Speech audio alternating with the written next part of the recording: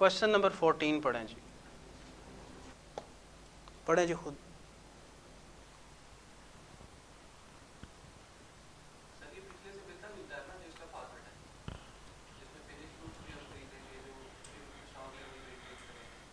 ये उससे मिलता है जो हमने कल पहला सवाल किया था, लेकिन फ़र्क ये है कि इसमें उसने सिर्फ क्वार्टर की डिटेल्स मांगी है, एक कॉलम मांगी, यानी कि इस तरह, ठीक है ना।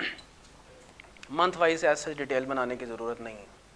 और इसमें अब खुद सोचें, जो हमने वो सवाल किया था, जो नाम क्या, जिंक लिमिटेड, सवाल नंबर 9, तो उसमें तो ये था ना कि हमने जाहिर है मंथ वाइज बनाना था, तो हर एक में पहले ओपनिंग, अगले का क्लोजिंग, ओपनिंग, अगले का क्लोजिंग। यहाँ पे चूंकि बनाया ही, मांगा ही एक क्वार्टर है, तो क्वार्टर का ओपनिंग, क्वार्टर का क्लोजिंग इनफ है। मैं कि इतनी हर एक मंथ के एंड पे क्यों ओपनिंग क्लोजिंग बनाता, फिर ज़रूरत ही कोई नहीं। अच्छा चलें, पहले से ना इसके बिजनेस मॉडल थोड़ा समझते हैं और ये एक्सपेक्ट करें। मैंने इसलिए देखो अभी तक जो कैश बजट चुना है वो इस तरह के चुने हैं, जो ये वो है जो बड़ा कॉन्टेक्चुअल किस्म का है, यानी कि it is very much related to a certain business. और मॉडल ये है काफ़ी, अब तो खैर ये बिल्कुल भी नया मॉडल नहीं कहना चाहिए, 2015 में तो फिर भी जब टेस्ट हुआ था तो कह सकते हैं कि ये थोड़ा नया मॉडल था। अब तो हर दूसरा बिजनेस, ड्रॉप शिपिंग का मॉडल तो तुम्हें वैसे ही पता चल गया होगा कि द सेलिंग थ्रू ऑनलाइन, ठीक है ना। ऑनलाइन सेलिंग तो वैसे ही इस कदर बढ़ चुकी है कोविड के बाद कि अब ये कोई नई चीज़ नहीं है। तो ये एक बिजनेस उसने क्वीन ज्यूल्स का बताया कि जो कि ज्वेलरी इमिटेटेड, मतलब नकली ज्वेलरी जो है वो बेचती है और ऑनलाइन बेचती है, वेबसाइट के ज़रिए से बेचती है, और डिलीवर या डिस्पैच इसको डिलीवरी वाला करता है। और पेमेंट्स दो अंदाज में आती हैं, यानी कि जो डिलीवर कर रहा है, यानी कि जिसको आपने इंगेज किया है डिलीवरी पीपल, वो भी कलेक्शन कर सकते हैं, ठीक। यानी कि जो 60% सेल्स है उसने बताया कि वो वही कलेक्ट करते हैं और फिर आपको पे कर देते हैं। और उनको जो ऑर्डर्स मैं ज़ाहिर है उनसे डिलीवर करवा रहा हूँ, तो हर महीने के अगले महीने वो जब मुझे जो भी उनकी पहली पेमेंट ड्यू होती है हमें, तो उसमें से वो कटौती कर लेते हैं। इन अदर वर्ड्स, पेमेंट जो मैंने कोरियर वालों को करनी है वो अगले महीने करनी है। बहरहाल ये एक एडिशनल बात आ गई। तो उसने कहा है कि जो पेमेंट सेल्स जो हैं वेबसाइट से होती हैं, कोरियर वाला डिस्पैच करता है, पेमेंट दो अंदाज से रिसीव होती हैं, एक तो कैश ऑन डिलीवरी कोरियर वाला ले लेता है और कुछ क्रेडिट कार्ड से पेमेंट्स हो जाती हैं, और ये भी बड़ा कॉमन मोड है। फिर उसने आगे फर्दर बाइफरकेट किया, उसने कहा है कि जी, फिर वो क्रेडिट डेज की भी उसने बात की है, दोनों के लिए, उस पर भी अभी बात करते हैं। फिर वो कहता है, यानी अगर मैं इसको कुछ स्ट्रक्चर करूँ तो ये कुछ ऐसा स्ट्रक्चर बनता है। आपकी जो टोटल आइटम्स है ना बच्चे, वो दो तरह की हैं। एक तो है नॉर्मल आइटम्स, ये मैं बाइफरकेट कर रहा हूँ क्रेडिट डेज की बेस पे, क्योंकि इसी की बेस पे ना मैंने फिर कैश कलेक्शंस करनी है। एक है हाई वैल्यू आइटम्स,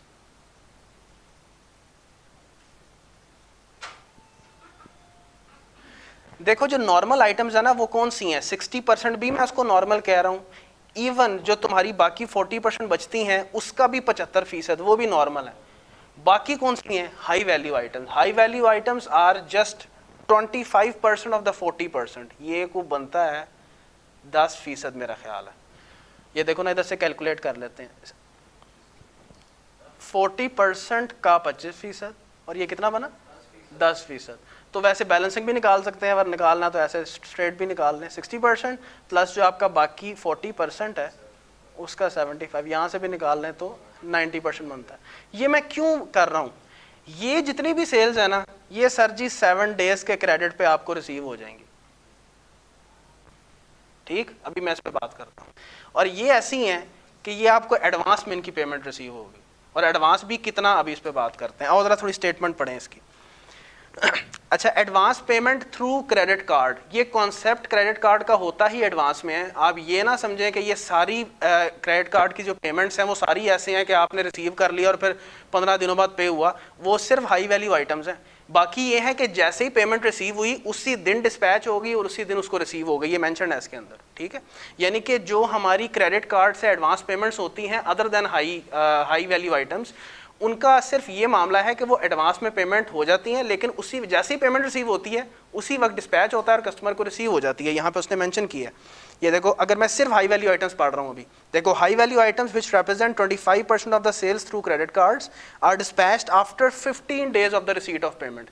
जब पेमेंट आ गई बायर की तरफ से तो फिर उसके 15 दिनों बाद मैं डिलीवर करता हूँ। ये क्या बता रहा है कि मैं कितनी दिन एडवांस में पेमेंट ले लेता हूँ, 15 दिन।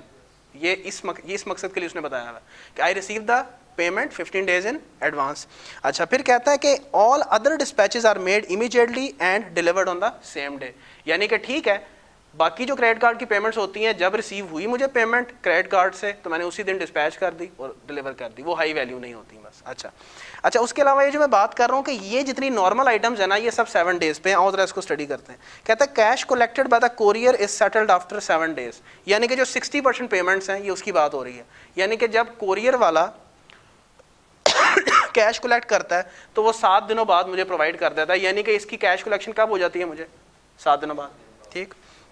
अच्छा, कोरियर कंपनीज चार्जेस आर 300 पर ऑर्डर। अच्छा ठीक, अच्छा इस पे भी आते हैं। आखिरी लाइन भी पढ़ें अभी मैं, क्योंकि सिर्फ 7 डेज पे डिस्कस कर रहा हूँ। Payments through credit cards are credited by the bank in 7 days. अच्छा, इस कॉन्सेप्ट को भी समझें। ये थोड़ा सा उसने प्रैक्टिकल बात डिस्कस की है, लेकिन बहरहाल उसने एक्सप्लेन कर दी है। लेकिन मैं समझता हूँ एग्जाम एनवायरनमेंट में ये सिचुएशन समझना बच्चे के लिए थोड़ा सा ज़रा मसला है। पहली बात एक जहन में रखें, ऑनलाइन पेमेंट मैकेनिज्म में ना, जब बायर अपनी तरफ से पेमेंट रिलीज कर देना, it is considered to be a receipt of payment. उसके बाद चीज़ ना पेमेंट प्रोसेसिंग में चली जाती है। उसके बाद जो थर्ड पार्टी बीच में है ना, वो उसकी प्रोसेसिंग कर रही होती है। ये कंसिडर किया जाता है कि मेरे बायर ने पे कर दिया, क्योंकि मेरा रिस्क ऑफ द डिफॉल्ट तो खत्म हो गया ना। आप में से किसी ने अगर फ्रीलांसिंग की है, कोई आइडिया है? फाइवर फूवर का आइडिया है? उसमें क्या होता है कि जब एक ऑर्डर लॉग हो जाता ना, उसके बाद वो लॉग तब तक नहीं होता जब तक बायर जो है ना, जिसने सर्विसेज लेनी है, वो फाइवर को पेमेंट ना जमा करा दे जो हमारी एग्रीमेंट तय हुआ है। इसलिए उस पर रिस्क होता ही कोई नहीं है। तो जब वो पेमेंट जमा करवा देता है बायर, उसके बाद रिस्क ऑफ डिफॉल्ट नहीं होता, फिर वो सिर्फ प्रोसेसिंग में रहती है। ठीक है, सो ये चीज़ जहन में रखें कि वो ये कह रहा है कि ये जो पेमेंट, ये जो कह रहा है ना 15 days the payments high value items represent 25% of the sales through credit cards. These are dispatched after 15 days of the receipt of payment. ये receipt of payment से मुराद है कि जिस डेट पे बायर ने पे कर दिया। ठीक है, तो 15 डेज इन एडवांस है, कोई शक नहीं है इसमें। ठीक है, लेकिन जो बीच की प्रोसेसिंग कंपनी है ना क्रेडिट कार्ड वाली, वो 7 दिन लगाती है आपके अकाउंट में ट्रांसफर करने में। आप समझ रहे हैं? सो ये जो बाकी की आपकी नॉर्मल आइटम्स है ना, अभी हाई वैल्यू की बात ना करें, नॉर्मल आइटम्स की 60% आइटम्स वो, और जो बाकी 40% की 75% है वो भी क्रेडिट कार्ड के जरिए से पे हो गया उस वक्त, और क्रेडिट कार्ड कंपनी ने 7 दिन लगाए मेरे अकाउंट में ट्रांसफर करने में। सो इन अदर वर्ड 7 डेज का ही कलेक्शन पीरियड है मेरा। चाहे तो कैश ऑन डिलीवरी यानी कोरियर से आए, कोरियर वालों ने भी 7 दिन बाद ही मुझे कैश देना है, और अगर वो हाई वैल्यू आइटम्स नहीं है, उस केस में भी जब मेरे कस्टमर ने पेमेंट की क्रेडिट कार्ड से, तो क्रेडिट कार्ड कंपनी जो कि बीच में प्रोसेसिंग का काम कर रही थी, उसने भी 7 दिन लगाए और फिर मेरे अकाउंट में पैसे आए। तो 7 days is the collection period for me, whether it is the COD item cash on delivery या नॉर्मल आइटम जो कि क्रेडिट कार्ड से जिसकी पेमेंट हो रही है। ठीक, अच्छा, और ये बाकी बचती है ये कितनी देर में मैं एडवांस में कलेक्ट कर रहा हूँ। एक चीज़ ये ज़हन में रखें, मेरे कस्टमर ने पेमेंट कर दी आज, ठीक, तो इन अदर वर्ड्स मैं इसकी एडवांस पीरियड कैलकुलेट करने लगा हूँ कि पीरियड या एडवांस पेमेंट पीरियड लिख लेता हूँ मैं, नेट एडवांस पेमेंट पीरियड। 15 दिन मैंने एडवांस में पेमेंट ले ली उससे, और 7 दिन क्रेडिट कार्ड कंपनी ने ले लिए मुझे ट्रांसफर करने में, यानी नेट में कितना एडवांस में? 8 डेज इन एडवांस। इसके इम्पैक्ट्स कहाँ जाएंगे? इसके इम्पैक्ट्स यहाँ जाएंगे कि जब मैं 90% की एक कैश कलेक्शन एक तरफ रख लूँगा, 10% की कैश कलेक्शन एक तरफ रख लूँगा, जब मैं 90% की कैश कलेक्शन की, क्योंकि इनफ्लोज और आउटफ्लोज से ही बात बननी है और कोई मेथड नहीं, तो जब मैं इनफ्लोज ले रहा हूँ नॉर्मल आइटम्स का, तो मैंने पता क्या करना है, मैंने 3 माह कितने बनते हैं, अक्टूबर नवंबर दिसंबर, इनकी सेल्स पकड़ूंगा और 90% सेल्स पकड़ूंगा, क्योंकि मैंने पहले नॉन हाई वैल्यू आइटम्स पे बात करूंगा। फिर इसमें 2 एडजस्टमेंट्स पास करूंगा 7 डेज वाली। देखो, सितंबर के 7 दिनों की सेल्स मुझे अक्टूबर में मिलनी है, और दिसंबर के 7 दिनों की पेमेंट मुझे जनवरी में मिलनी है। वो मैंने 2 एडजस्टमेंट्स पास करनी है, तो मेरे पास पूरे क्वार्टर की रिसीट्स 90% आइटम्स की मिल जाएंगी। क्लियर हो गया? अच्छा, उसके बाद मैं इधर आऊँगा हाई वैल्यू आइटम्स पे। हाई वैल्यू आइटम में उलट है, मैं एडवांस पेमेंट्स ले रहा हूँ, यहाँ पे रिवर्स एडजस्टमेंट्स करनी पड़ेंगी। क्या? सेल्स मैं उसी की लूँगा 3 माह की, अक्टूबर नवंबर दिसंबर ले ली। 2 एडजस्टमेंट्स कौन सी होंगी? सबसे पहले तो जनवरी के माह की 8 दिनों की पेमेंट आप दिसंबर में ले रहे होगे, वो आप ऐड करोगे, और अक्टूबर के पहले 8 दिनों की पेमेंट वो आप ले चुके होगे पहले ही, किसके अंदर, सितंबर, वो आप निकाल देंगे। That is the, these are the two adjustments. Reverse है ना, cash budget sir, cash budget है तो सारा कैश की बेसिस पे ही चल रहे हैं, ये सारे जतनकारी कैश की चक्कर में रहे हैं, वरना अगर इनकम स्टेटमेंट होती तो मसला ही कोई नहीं सी। फिर तो एक्रूअल तो बनया पिया, क्वार्टर दी इनकम स्टेटमेंट ते मसला ही कोई नहीं हैगा। ए 3 सेलां फड़ो तो गल मुकी। ए कितनियां सेलां ने, 5 लाख ते 42 लाख ते। क्रेडिट पीरियड का तो चक्कर ही सारा इस चीज़ में होता है ना, यार कैश कब मिलना है। यहाँ तक पॉइंट समझ आ गया कैश कलेक्शन का। अभी जब हम एंट्रियाँ पास करेंगे तो मजीद फिगरेटिव चीज़ आ जाएगी आपको। अच्छा, उसके बाद ऑर्डर्स का एक मसला है। ऑर्डर्स, ये जो आपको नज़र आ रहा है कि जी उधर सेल ऑर्डर्स दिए हुए आपको, दिए हुए ना, इसका ताल्लुक सिर्फ इसके साथ है कि मैंने ये जो कोरियर की कंपनी है ना, इसको जो मैंने पेमेंट करनी है ना पर ऑर्डर करनी है। कितनी करनी है? 300 पर ऑर्डर। अब ये सेल ऑर्डर्स उसने इस मकसद के लिए दिए हैं क्योंकि उनकी पेमेंट का mechanism is based on the sale orders, वरना इसका कोई लेना देना नहीं है। अच्छा, अब इसकी पेमेंट कैसे करोगे? उसने मेंशन किया हुआ है हर महीने की पेमेंट अगले महीने में होनी है। यानी कि इन अदर वर्ड्स मेरे क्वार्टर में किन ऑर्डर्स की पेमेंट्स होनी है? सितंबर, अक्टूबर, नवंबर, बस इनके ऑर्डर्स मैं टोटल कर लूँगा। लेकिन इसमें 2 एडजस्टमेंट्स होनी है और वो है हाई वैल्यू आइटम्स की। सुन ले कौन सी एडजस्टमेंट्स होनी है। एक तो नवंबर के माह के सेल ऑर्डर्स, ये कब डिलीवर होने हैं? 15 डेज। ये ज़हन में रखें, डिस्पैच का अंदाज क्या है हाई वैल्यू आइटम्स का, कि जब पेमेंट होती है यानी कि जिस मंथ की वो होती है उससे 15 दिनों बाद, जिस मंथ की वो हाई वैल्यू आइटम होती है उसके 15 दिनों बाद डिस्पैच होता है, क्योंकि मैं पेमेंट 15 दिन एडवांस में ले लेता हूँ। तो जिस महीने की सेल्स होती है उसके 15 दिनों बाद इसने डिस्पैच होना है और उससे नेक्स्ट मंथ में मैंने इसकी पेमेंट करनी है। ऐसे ये मैं कोरियर की बात कर रहा हूँ। दोबारा सुने, ये जो जिस महीने की सेल है उसके 15 दिनों बाद उसने डिस्पैच होना है। मैंने उसकी बुकिंग तो कर ली सेल की। ये मैं फॉर एग्जांपल नवंबर की सेल की बात कर, नवंबर की हाई एंड सेल्स, उसकी डिस्पैच 15 डेज बाद हो रही है। यानी जैसे हमने कल बात की थी कि जब हम डिस्पैच वगैरह की बात कर रहे होते हैं तो फिर वो जो डिस्पैचेस वगैरह सारी ये हम from the end of that particular month बात कर रहे होते हैं। तो नवंबर की जो डिस्पैच है हाई वैल्यू आइटम्स की, that will be made in December and its payment will be made in January. एक इन ऑर्डर्स को एडजस्ट कर लिया जाएगा। इसी तरह से अगस्त की अगर कोई ऑर्डर्स होते तो those would have been delivered in September and its payment would have been made in October, लेकिन वो डाटा अवेलेबल नहीं है। सिर्फ ये ऑर्डर्स एडजस्ट करने हैं आपने, और वो भी सिर्फ हाई वैल्यू आइटम्स के, बाकियों के साथ ये मसला नहीं है। ठीक है, क्योंकि इस केस में क्या हो रहा है कि जो सेल्स जिस वक्त की हैं उसका डिस्पैच उसके 15 दिनों बाद का है। बाकियों में ये मामला नहीं है, इतना डिले कोई नहीं है कि जब कैश लिया जा रहा है और सेल्स बुक की जा रही है उसके बाद हम लोग डिस्पैच कर रहे हैं। ठीक है, तो फिर इस केस में हमें ये वाला काम करना पड़ेगा। और एंड पे परचेजेस हैं। परचेजेस के मामला जो हैं वो हम जब हम वहाँ पे चलेंगे तो उसमें देख लेंगे। परचेजेस में भी बिल्कुल इसी तरह से आप लोग करोगे। एक छोटी सी वर्किंग वहाँ पे भी है, और वो वर्किंग ये है कि हम लोग COGS लेंगे पूरे क्वार्टर का। ठीक है जी, 3 महीनों का COGS ले लिया जाएगा। अच्छा, फिर हम ओपनिंग और क्लोजिंग इन्वेंट्री को एडजस्ट करेंगे ताकि क्या निकल आए? परचेजेस पूरे क्वार्टर की। अच्छा, जब हम ओपनिंग और क्लोजिंग इन्वेंट्री एडजस्ट करेंगे, एक चीज़ जहन में रखें, जो purchase of high value items हैं उसकी इन्वेंट्री नहीं बन रही, क्योंकि वो जब नीड बढ़ती है हम खरीद लेते हैं। ये देखें, तीसरा पॉइंट पढ़ें, high value items are purchased on receipt of order. बात है 90%। यानी कि जब तुम इन्वेंट्री बिल्डअप करोगे ना क्लोजिंग और ओपनिंग इन्वेंट्री की, और तुम्हें सेल्स दी हुई है, सेल्स से COGS में जाने के लिए मार्कअप दिया हुआ उसने, यानी 1.3 से तुम डिवाइड करके जब COGS पे आओगे, COGS तुमने सिर्फ 90% की लेनी है in order to develop the inventory. बिल्कुल वैसे ही सवाल है जैसे जिंक लिमिटेड में था, वहाँ पे अगले महीने की जो भी COGS थी उसके बराबर तुम इस महीने के एंड पे क्लोजिंग पे स्टॉक रख रहे थे। सिर्फ यहाँ पे फ़र्क यह है कि तुम मार्कअप लगाओगे लेकिन सिर्फ 90% का COGS उठाओगे, उसका तुम क्लोजिंग स्टॉक बिल्डअप करोगे। भाई ये गेम है। फिर तुम्हारे पास पूरे क्वार्टर की परचेजेज आ गई। फिर इन परचेजेज में 2 एडजस्टमेंट्स कर लें। कौन सी एडजस्टमेंट्स करेंगे? ये बात गौर से सुने। ये अभी मेरे पास क्या आई हैं बच्चे? पूरे क्वार्टर की परचेजेज आ गई हैं। और मैंने ये कैसे बनाई होंगी? सबसे पहले मैंने पूरे क्वार्टर की COGS ली। ठीक, इस क्वार्टर का क्लोजिंग इन्वेंट्री लिया, इस क्वार्टर का ओपनिंग इन्वेंट्री लिया और मेरे पास क्या आ गया, परचेजेस। ये मेरे पास आ गई पूरे क्वार्टर की परचेजेस। अब इसमें दो एडजस्टमेंट्स कौन सी करनी है खुद बताएं। नहीं, हाई वैल्यू की नहीं करनी, सिंपल नहीं स्टॉक लेवल की भी नहीं करनी। परचेजेस 60% 40% की एडजस्टमेंट आखिरी में पढ़ें।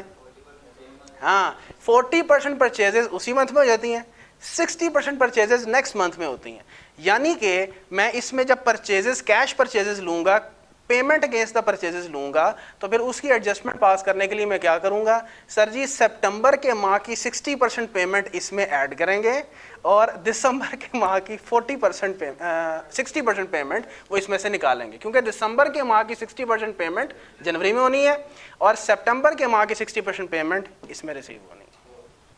ये डेंजरस था उससे अगर मैं सीधा ही शुरू हो जाता, क्योंकि उसमें पहले सिनेरियो ही क्लियर नहीं था, तो सिनेरियो क्लियर ना हो तो वो और ज़्यादा डेंजरस हो जाती है। इससे ये है कि कुछ हद तक मदावा हो जाता।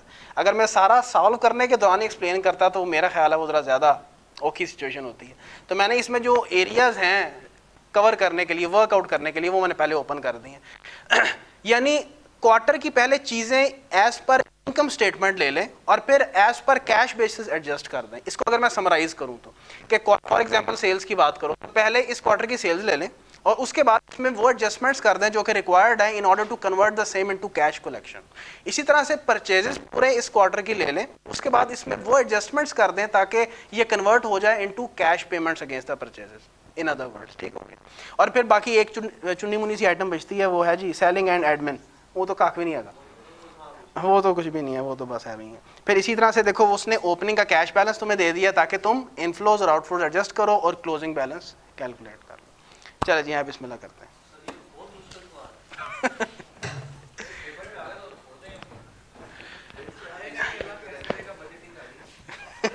नहीं, इस जैसे सवाल को तुम एक्सपेक्ट करो क्योंकि ये 14 नंबर का है।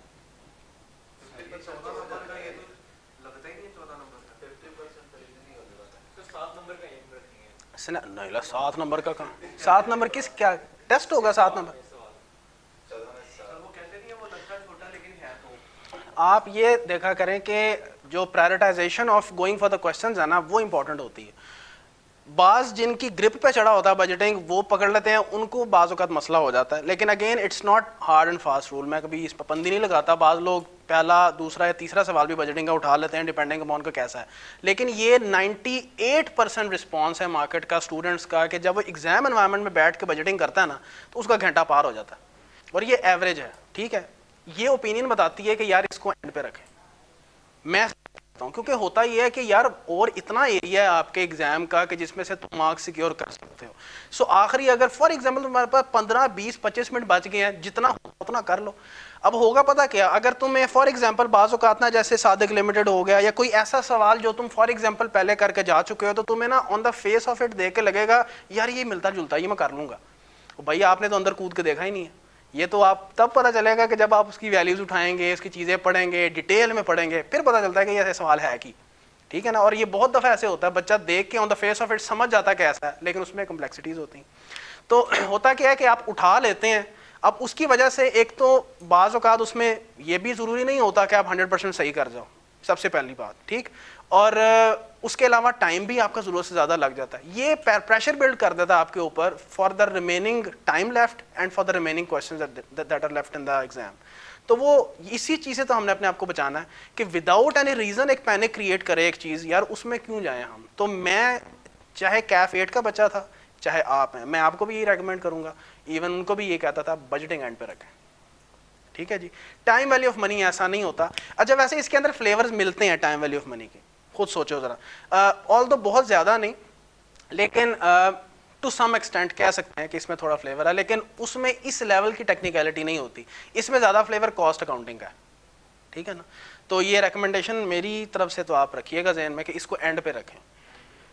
और जहाँ तक तैयारी, अब ये देखो मुझे एक बात बताओ, इसमें कोई चीज़ ऐसी थी कि यार तुम कहो कि यार मैं कॉस्ट अकाउंटिंग ना मेरी सही नहीं तैयार थी, इसकी वजह से ही सवाल नहीं हुआ। मैथ ये फिर भी बेहतर है, तू हाले सिनीमैक्स नहीं किया। सिनीमैक्स वाला सवाल जो मैं तुम्हें पहले बताया था, सिनीमैक्स लिमिटेड, वो भी ये तो फिर बेहतर है यार। इसमें तो फिर क्रेडिट पीरियड्स के लेने देने हैं और इसके अलावा मजीद कुछ खर्चे हैं। तो अगेन इसमें कोई ऐसी आप मतलब मैं ये बात कर रहा हूँ कि ये ना समझें कि यार ये कोई एरिया है जिसको मैंने अलहदा से तैयार करना, लेकिन stay your self ready for that कि आपको कॉन्टेक्चुअल सवाल आ सकता है जो कि किसी एक खास बिजनेस कॉन्टेक्स्ट से रिलेट कर रहा होगा।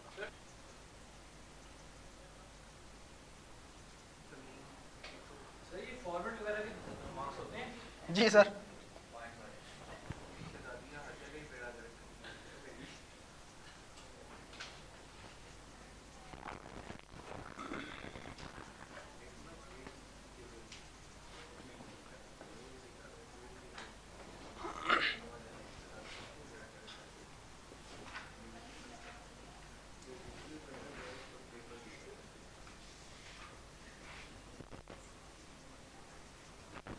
ओपनिंग बैलेंस कितना है बच्चे? ओके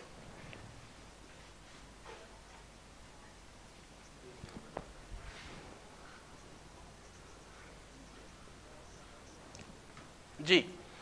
इनफ्लोज में देखें हम इसको ब्रेक कर सकते हैं, कलेक्शन,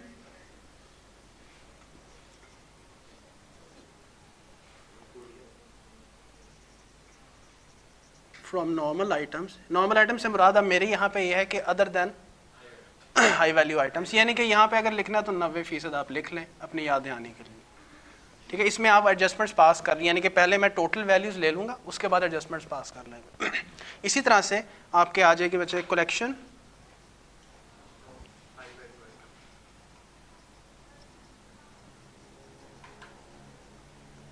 हाई वैल्यू आइटम्स जो कि आपकी 10% है। अच्छा, फिर उसके बाद आप चाहें तो यहाँ पे एडजस्ट कर सकते हैं ये जो आपकी payments to the courier charges हैं, ठीक है। चाहें तो आप उसको अलहदा से आउटफ्लोज में प्लेस कर दें।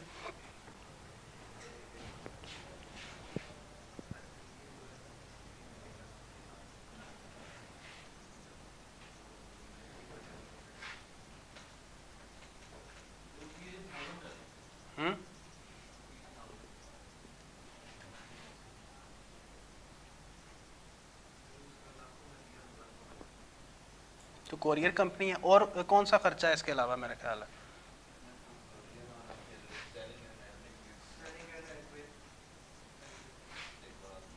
पेमेंट फॉर परचेजेस भी तो है, यही है।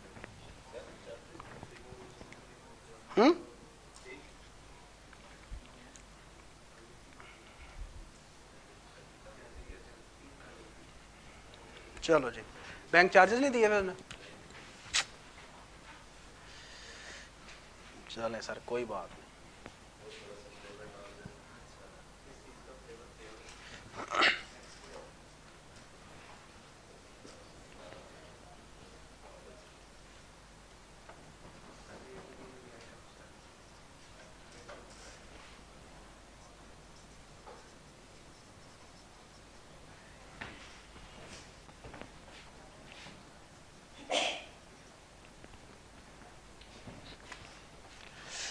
जी sir, payment for admin and selling expenses कितनी है? ये मेरा ख्याल है पूरे साल की हैं, और इसमें डेप्रिसिएशन एंड अमोर्टाइजेशन शामिल है 10 मिलियन की। सो 40 मिलियन को क्वार्टरली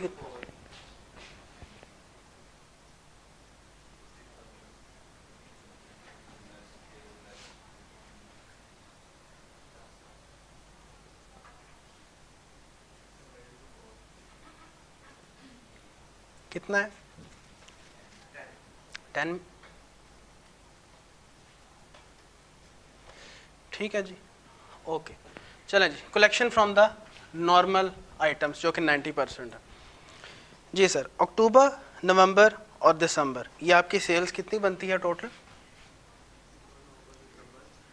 यानी टोटल सेल्स फॉर 3 मंथ्स, ये आपकी इधर से अगर मैं चलें वैसे ही ऐड कर दूं 5000।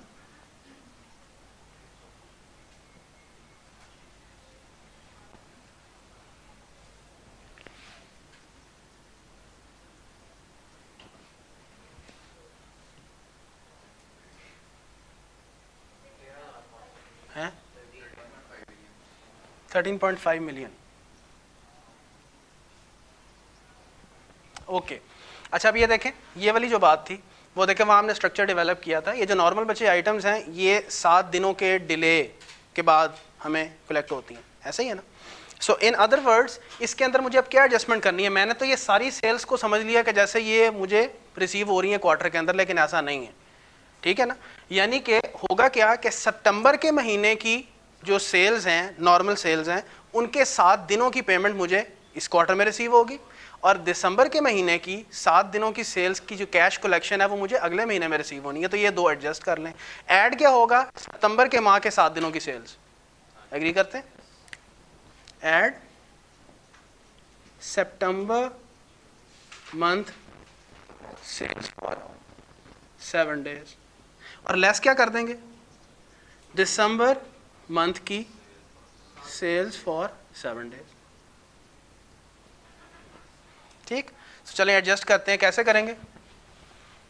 सितंबर की मंथ की सेल्स दी हुई है उसने 4.6 मिलियन इंटू 90% इंटू 7/30। इसी तरह से जो दिसंबर के मंथ की सेल्स हैं वो कितनी है, 5.8 मिलियन का 90% इंटू 7/30।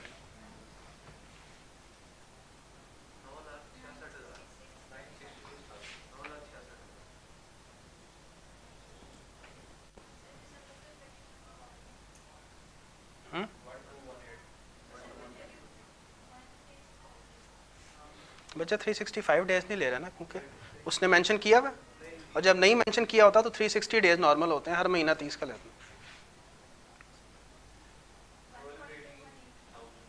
1.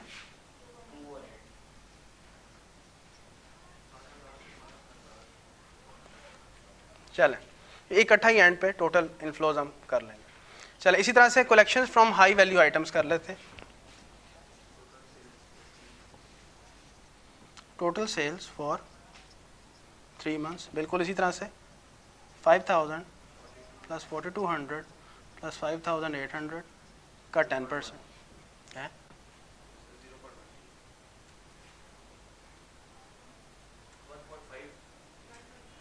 1.5 मिलियन। ओके, इसमें रिवर्स है, इसमें एडवांस पेमेंट्स हैं, आपको 8 दिन पहले पेमेंट्स रिसीव होती हैं, ऐसा ही है ना। यानी इन अदर वर्ड्स जनवरी के 8 दिनों की पेमेंट भी आपको कहाँ रिसीव होगी, इसी क्वार्टर में, वो ऐड करेंगे, और लेस क्या करेंगे, अक्टूबर के माह के 8 दिनों की पेमेंट आपको सितंबर में ही रिसीव होगी थी, वो लेस कर देंगे। सो ऐड कर दें जनवरी मंथ सेल्स फॉर 8 डेज, और लेस कर दें अक्टूबर की मंथ की सेल्स फॉर 8 डेज। चलें ज़रा आप देखें डाटा, जनवरी के मंथ की सेल्स आपकी बच्चे कितनी है, 6 मिलियन,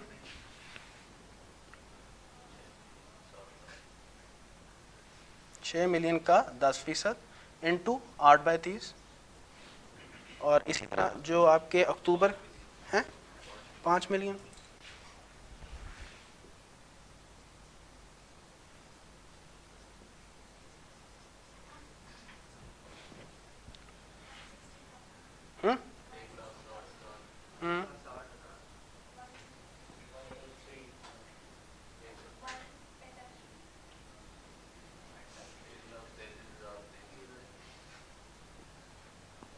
बस ओके। चलें निकालें टोटल इनफ्लो।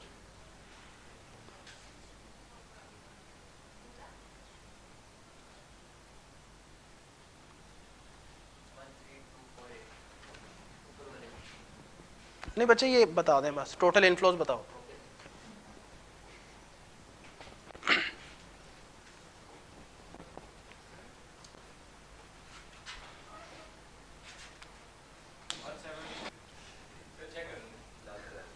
कर लो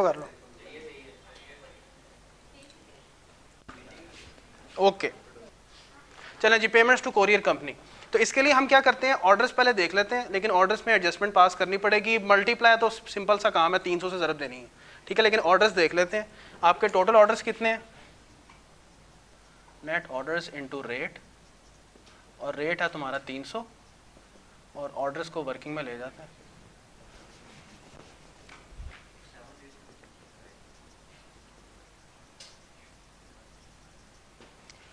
जी अब आपने कितना बताया था, वैल्यू कितनी थी, 1320। ये जो 470 है इसको हम एंड ऑफ द मंथ से नहीं देखेंगे अब, वो तो तब था कि जब हमें फॉर एग्जांपल सवाल में इंफॉर्मेशन नहीं थी, यहाँ पे इंफॉर्मेशन है। यहाँ पे उसने पता क्या बताया कि 15 दिनों के बाद डिस्पैच होता है, ऐसा ही है। सो नवंबर के महीने की भी जो पहले 15 दिनों की सेल्स थी वो तो नवंबर में ही डिस्पैच होगी और उसकी पेमेंट दिसंबर में मिल जाएगी। नवंबर के महीने के जो आखिरी 15 दिनों की जो सेल्स है ना, उसने डिस्पैच कब होना है, दिसंबर में, और उसकी पेमेंट जनवरी में होनी है। तो सिर्फ तुमने 15 दिनों की जो ऑर्डर्स हैं उसको तुम डिले करवा लो। दोबारा सुन लें। देखो ये चूंकि पहले, इससे पहले सवाल जो थे वहां पे ऐसी इंडिकेशन इतनी डिटेल में नहीं थी। नवंबर के जो पहले 15 दिन हैं आपके, फर्स्ट 15 डेज, ठीक है, इसके अंदर जो भी सेल्स हैं उसकी, हाई वैल्यू आइटम्स की बात कर रहा हूं, उसकी डिस्पैच तो ज़ाहिर है नवंबर के अंदर ही हो जाएगी, खुद सोचें, क्योंकि जब भी सेल होनी है उसकी 15 डेज के अंदर डिस्पैच हो जाना है। इवन जो 15th डे पे भी जो सेल हुई है उसने कब डिस्पैच हो जाना है। और जब भी हम इनको जो पेमेंट करते हैं उसका अंदाज ये होता है कि जिस मंथ की डिस्पैच है उससे नेक्स्ट मंथ पेमेंट, ठीक। लेकिन जो 15 डेज आखिरी वाले हैं ना, यानी 16 से लेके 30, इवन 16th को देख लो, इसकी डिस्पैच कब होनी है, 1 दिसंबर, और फिर उसकी पेमेंट कब होगी, जनवरी में। सो ये चीज़ ध्यान में रखने वाली है जो कि इंपॉर्टेंट है। तो ये देखें जो 470 आपके ऑर्डर्स बचे कौन से बनते हैं, नवंबर के, तो नवंबर के और डिवाइडेड बाय 2 करेंगे ना, ऐसे कर सकते हैं इसको, और उसका भी 10%, 15/30 कर लो, या इसको ऐसे बल्कि लिख लें अपने पास नोट्स के तौर पे, वैसे ये ना लगे कि एवरेज कर दी मैंने, 15/30 कर लें इनटू, ऐसे भी कर सकते हैं।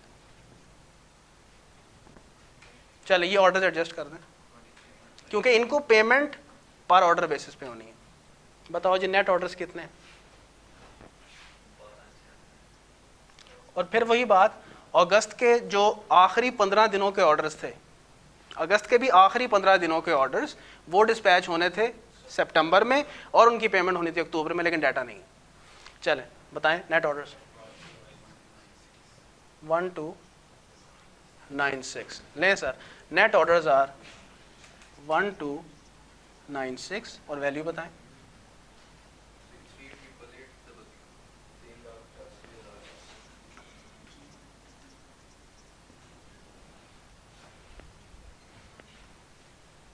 ठीक है जी, let's go for payments for purchases now. और ये भी स्टाइल वैसे ही रखते हैं कि हमारी परचेजेस पहले ले लेते हैं 3 माह की, जो हमारा रेलेवेंट मंथ्स हैं अक्टूबर, नवंबर और दिसंबर, फिर एडजस्टमेंट्स पास कर लेंगे। 60% पेमेंट्स सितंबर की वो हमें करनी पड़ेंगी अक्टूबर में, क्योंकि परचेजेस का पैटर्न ये है कि 40% उसी मंथ में होती हैं और 60% नेक्स्ट मंथ में।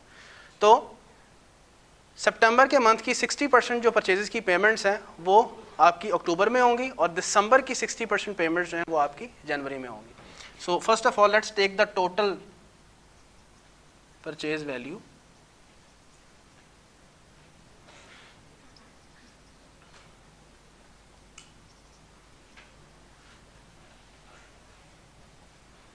ऑफ 3 मंथ्स, ठीक है, और फिर उसके बाद एडजस्टमेंट्स कर लेंगे।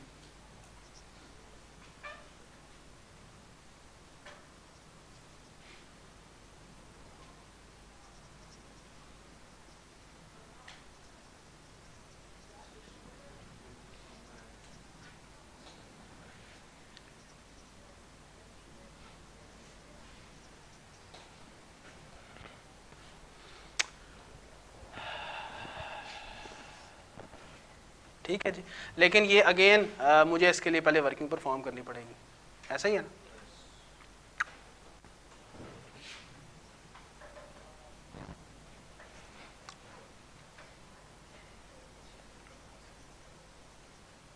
थ्री मंथ्स की टोटल सेल्स जरा बताएं कितनी है सारी, यानी 3 मंथ्स कौन से, अक्टूबर 15 मिलियन,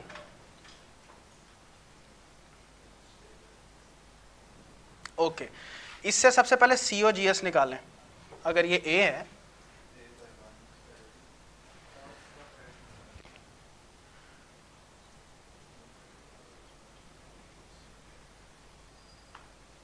30% है ना?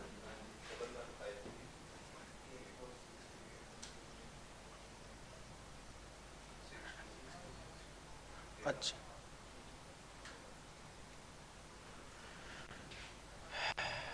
ठीक है जी। अब इसमें ऐड कर दें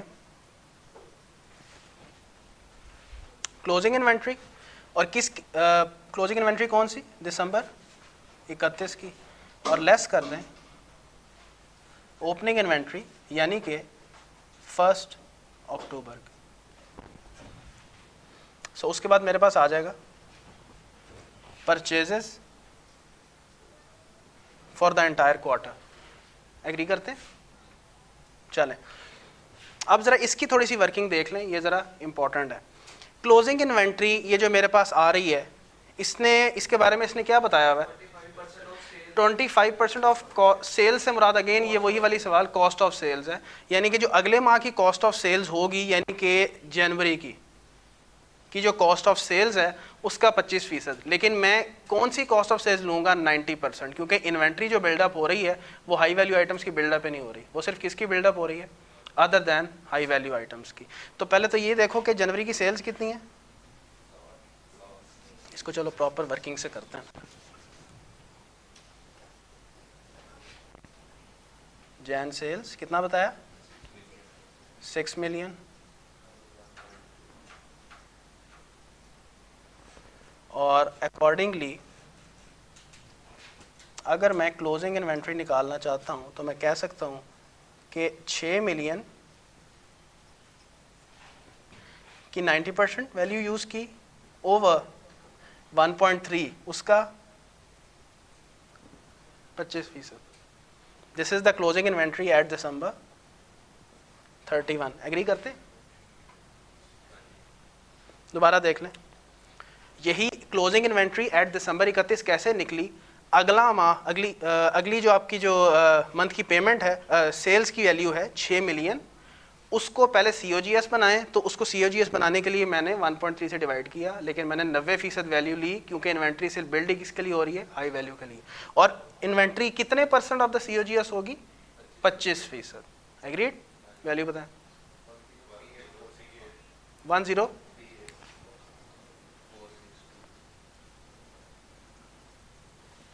1038462। अच्छा, इसी तरह से जो ओपनिंग इन्वेंट्री है,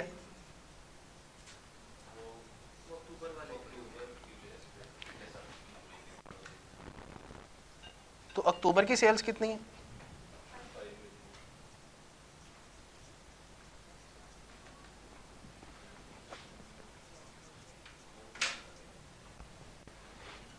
ओपनिंग इन्वेंट्री मतलब अक्टूबर 1, बिल्कुल इसी तरह से 5 मिलियन का 90% over 1.3, this is the COGS of only normal items, उसका 25%।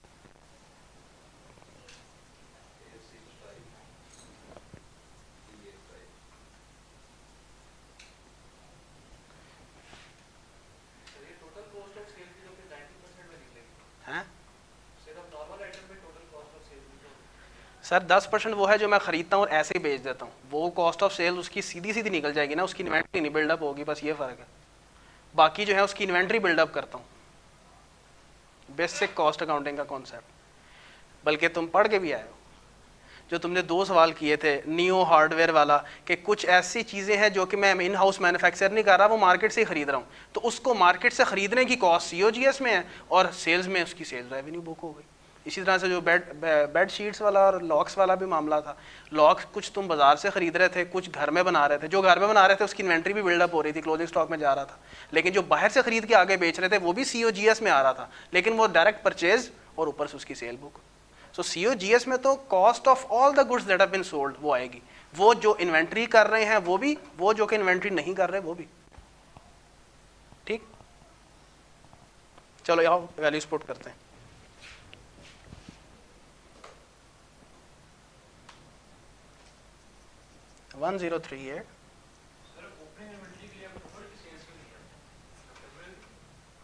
ओपनिंग इन्वेंट्री अक्टूबर की, इसको कह सकते हैं कि सितंबर की क्लोजिंग है, तो सितंबर की क्लोजिंग पे जो इन्वेंट्री है वो अक्टूबर की सेल्स की बेस पे होगी, कल वाला पॉइंट। ओपनिंग इन्वेंट्री कितनी है? 865।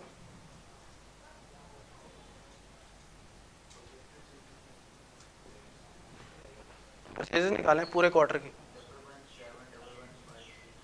11733।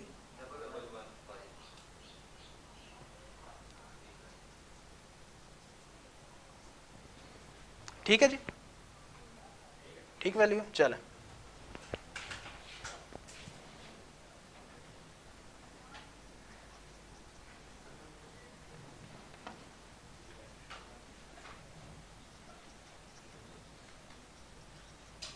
वर्किंग नंबर 2 ले सर। 60% परचेजेस ऑफ सितंबर, वो उसने शुक्र अलहदा ही दी हुई है, इन्ना नहीं खपाया है जी। अच्छा एक वर्किंग अभी और भी रहती है। Purchases of the month of September 3.2 million. 3.2 million का 60% कितना बना? 1.9 मिलियन। ओके ऐड कर लेंगे और इसका निकालना पड़ेगा। अच्छा ये कैसे निकालेंगे?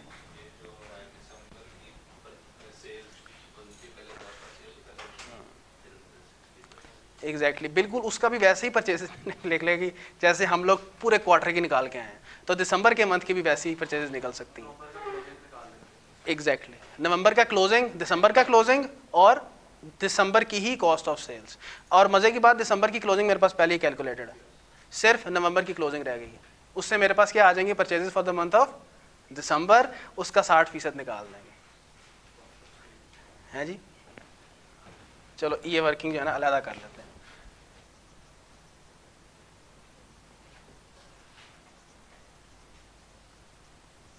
8 मिलियन ठीक है जी। चलें COGS कितना बना?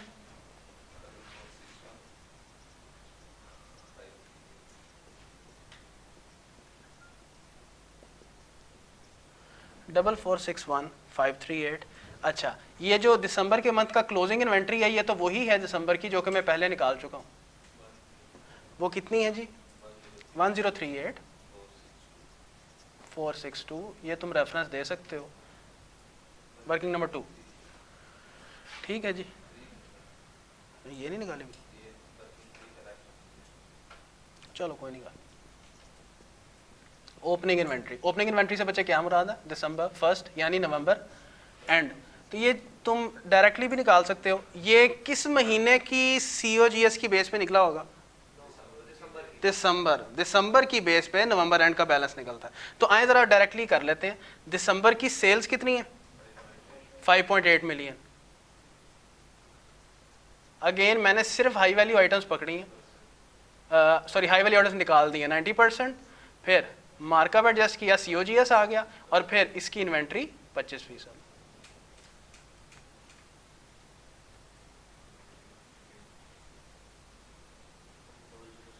वन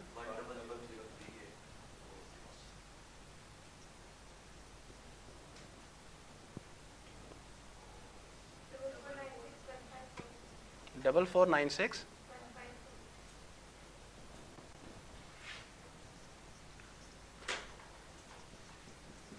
दिसंबर की परचेजेस।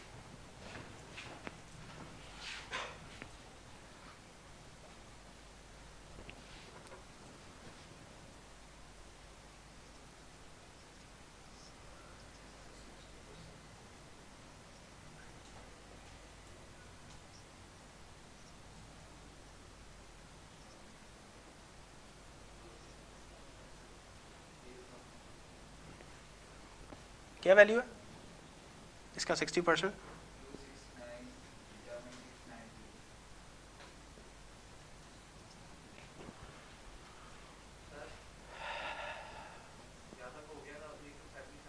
क्या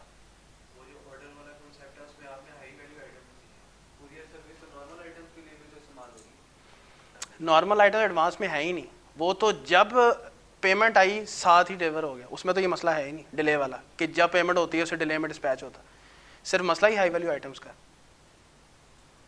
बाकी जब पेमेंट रिसीव हुई साथ ही डिलीवरी होगी। बाकी चाहे नॉर्मल आइटम्स जो कि COD पे बेस्ड हैं वो भी, और जो क्रेडिट कार्ड्स पे हैं अदर देन हाई वैल्यू वो भी, जब पेमेंट रिसीव होती है साथ ही डिलीवरी हो जाती है, उसमें डिले है ही नहीं। डिले सिर्फ इसमें है जब पेमेंट आती है उससे 15 दिनों बाद डिले होता है, डिस्पैच होता है। और जो कोरियर वाले हैं उनको पेमेंट का अंदाज ये है कि जब डिस्पैच उससे अगले माह पेमेंट। चलें ये टोटल आउटफ्लोज करें अगेन। अब अच्छा चलो मैं एक और बात करता हूँ, ये सवाल तो मैं समझ आ गया सारा। आपके नज़दीक बजटिंग हो गई? नहीं, कभी भी नहीं। कंक्लूजन क्या है? आपने बजटिंग करके ये नहीं तीर मार लेना कि मैं 30 सवाल कर गया मुझे बजटिंग आ गई। नहीं आई भाई, आपको किसने कहा है? सवाल के खबरदार रटे मारे। तो इससे आपने निकालना क्या है कि भाई मेरी एबिलिटी कैसी है कि मेरे आगे कोई सवाल आता है बजटिंग का तो क्या मैं कर लेता हूँ? क्यों? क्योंकि उसमें नई कसम से कोई चीज़ नहीं होनी। मैं आपको पहले बता दूँ, नई चीज़ होनी। It will be contextual. उस गिवन एग्जाम एनवायरनमेंट में 45 मिनट में क्या आप एक सिनेरियो समझ के उसका बजट बना लेंगे? आप नहीं मेक श्योर कर सकते। आप ACC ICAW तो 50-60 सवाल कर जाओ, तुसी अभी भी आपने कंप्लीटनेस इंश्योर नहीं की। ऑडिट पढ़ रहे हैं कोई? कंप्लीटनेस पढ़ते हैं असर्शन? कंप्लीटनेस नहीं इंश्योर हो सकती सर जी। बजटिंग कर जो जितने मर्जी टकरा मारो तुसी, इतना रूम अवेलेबल है। मुझसे आप पूछें तो मुझे अगर आप सवाल बनाने में कहें, मैं तकरीबन 10-15 सवाल मेरे जहन में है कि जो इस बिजनेस मॉडल का बजट बन सकता है, इस बिजनेस मॉडल का बजट बन सकता है, अभी तक नहीं बनाया जा सकता। होगा क्या? हर बिजनेस मॉडल के सर अपने अंदाज हैं कैश कलेक्शंस के, उसके अपने अंदाज हैं पेमेंट्स के, उसके अपने खर्चे हैं, उसके अपने रेवेन्यूज़ हैं।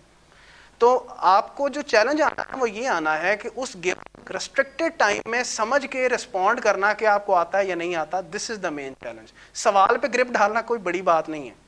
ये हम क्यों ये एक्टिविटीज़ कर रहे हैं? सिर्फ इस वजह से कि पहली बात तो ये है कि आपको बता दिया जाए कि सवाल कैसे आते हैं। ये जो मैं शुरू दिन से कह रहा हूँ ना कि नया लर्निंग ऑब्जेक्टिव कोई नहीं है, पहले तो मैं इस चीज़ को प्रूव कर दूँ कि नया लर्निंग ऑब्जेक्टिव कोई नहीं है, ठीक। और फिर सेकेंडली ये मैं 3, 4, 5 और भी कर दूंगा तो आपकी जो तशनगी कहते हैं ना पूरी नहीं हो सकती। इससे ज़्यादा अब जो चीज़ रिक्वायर्ड है आपके एंड पे है वो ये है कि जो बाकी सवाल रह गए हैं ये अब आप करें। मेरे करवाने से कोई एडिशनल लर्निंग कोई आपकी डेवलप नहीं होनी। अब ये होगा कि आप जब करेंगे, आप अपने आप को इस टेस्ट एनवायरनमेंट में रख के तो सवाल पूरा एक हल करेंगे, इससे फिर पता चलेगा कि आप अपने आप को किस लेवल पे देख रहे हैं, ठीक है ना, आपकी एबिलिटी कैसी है। पहले टोटल तो करो उसको।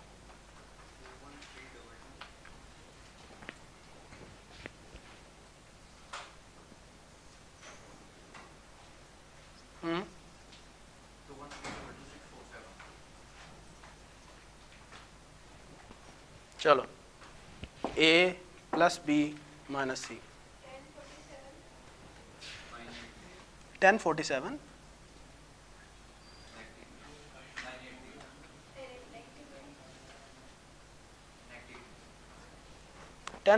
980।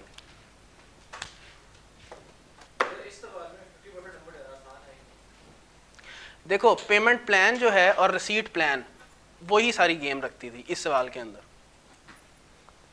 अब ये जो जिसको क्लिक कर गया तो उसके लिए आसानी है। सबसे इंपॉर्टेंट इसमें चीज़ थी बाइफरकेट करना टोटल आइटम्स को नॉर्मल आइटम्स में और हाई वैल्यू आइटम्स में। हाई वैल्यू आइटम ने कितने कितने मुसीबत पाई है हमने।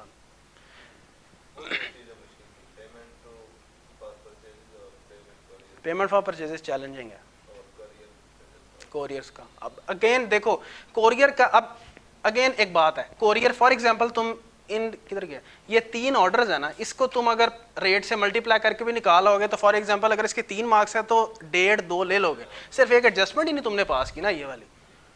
इसको इस तरह देखा करो बजाय इसके कि यार मैंने ना ये इस वर्किंग को समझ के ही हटना है। और यार समझ के तूने निकालना क्या है बीच में से नहीं। और ये कॉस्ट को थोड़ी नहीं, मैं ये कह रहा हूँ कि तुम एज अ स्टूडेंट की बात करो। स्टूडेंट कहेगा कि यार ये एडजस्टमेंट समझ आ गई ना, ओए होए बजटिंग आ गई मैंने। और यार नहीं, बजटिंग तुमने अगर गिवन सिचुएशन में नहीं तुमसे हैंडल हुआ ना, ये तुम्हें इसकी परेशानी होनी चाहिए। इस चीज़ को समझें। बजटिंग में परेशान करने वाली चीज़ ये नहीं है कि यार ये चीज़ समझ नहीं आ रही है, ये चीज़ समझ आ गई है तो बहुत अच्छा है। परेशान इस चीज़ का आपको होना चाहिए कि गिवन टाइम में कितना हुआ है, ये मेन चीज़ आपके लिए परेशान कौन होनी चाहिए। वरना ये नहीं तो वो कोई और मैथमेटिकल ऐसी एडजस्टमेंट डालेगा कि पता जाएगा आपको।